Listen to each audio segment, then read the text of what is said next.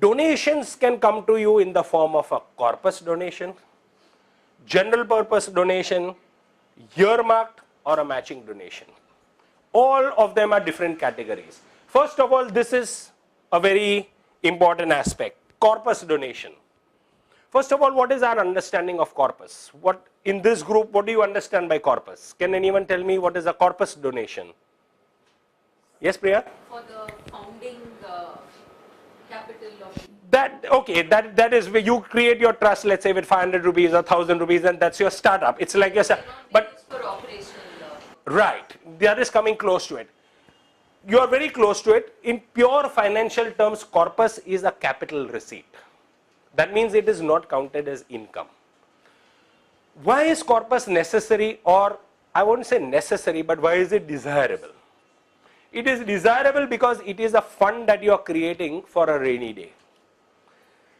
That means you are expecting grant support, but it has been delayed. Now, but how do I continue with my existing work? If you have a corpus, you can dig into it. It's like your compulsory saving. But how do you create corpus? One is through the tax computation way, which we will deal with when we go into the income tax section. But one thing is funda over here, that you can't take any donation to the corpus unless you have the donor's written consent in this regard. It must come with the donor's letter that either the whole or part of this amount is to go to the corpus. Meaning, corpus meaning this amount, whether it is a lakh of rupees or it may be 10 lakhs or 100 lakhs, goes straight into your capital. But this must come with the written direction of the donor. Until the donor gives it to you in writing, because see what may happen is, let us say you are now in the month of February right now. So somebody has given you a big amount, somebody has given you 10 lakhs of rupees. You must remember that in the month of February and March, certain grant making organizations become over generous. They are not becoming over generous because it's end of financial year. They are also required under law to apply 85% of their income. So they offload sometimes, if they have not been able to spend. Good, bad, something works around there. So somebody has just sent you amount of, let us say, 10 lakhs of rupees in the month of February.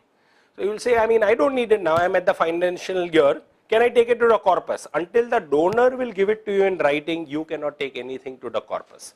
But having said that, most donors are averse to give you for corpus because they want to see action.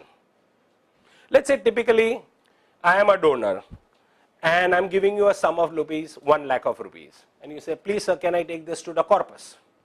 Now I as a donor will think, you're going to capitalize this. So I'm giving you 1 lakh of rupees.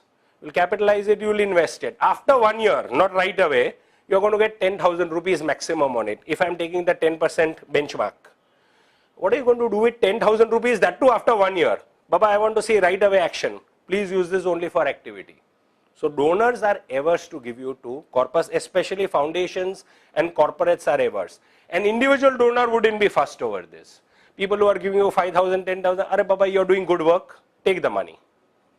But one second. So for corpus, it must come written from the donor. General purpose is that the donor just likes your organization, gives you for general purpose. Do what you want. Take it to admin, take it for your program. Earmarked is you are into multiple activities, but the donor is only interested in a certain specific activity of your organization. Even if you are education and you are doing co-education for boys and girls, a donor is only interested in the education of the girl child. That is a earmark fund. So the donor says, here is a lakh of rupees, use it only for the education of the girl child. Not for the boys at all. Great work you are doing for the boys, but only for the girl. Now that 1 lakh also the donor may say, here's a lakh of rupees, give 10,000 rupees to 10, by way of scholarship to 10 deserving girls in this year. So that is a program related grant. Or the donor may say, put this 1 lakh in a corpus, every year you will get 10,000 rupees. Every year 1,000 rupees will be given by scholarship to a deserving girl child. So earmark may be corpus as in an endowment fund, or it may be program related. Matching is when the donor is testing you out basically. Where the donor says, your project is worth 1 crore of rupees, I commit 50 lakhs to it provided you are able to raise the balance 50 lakhs. What is the requirement over here? The donor is basically testing you out both for credibility and your competence. Do you enjoy the credibility to leverage that kind of money? and do you have the competence to do it? So oftentimes you find overseas funding organizations do matching grant to test you out, whether you enjoy that kind of credibility in the communities that you claim to work with. So this often is one more form of giving. So donations can come to you as corpus, general, earmark, or matching.